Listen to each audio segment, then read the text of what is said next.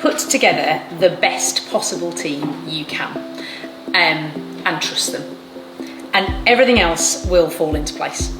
I firmly believe the reason I am so proud of this project, and I don't feel uncomfortable saying that, is because I don't feel like it's our project.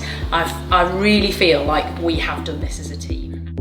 The relationship and the confidence that we feel recommending some of the guys in the team who've put this together, absolutely 100%, you know, wouldn't hesitate to pass them on to the next client.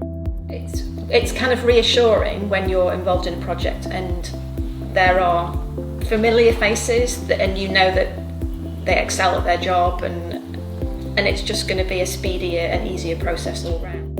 And you always work as a team, and we work with some great people on this, and it's about knowing when your remit is over and knowing where someone else's takes over, and allowing that to happen rather than fighting it.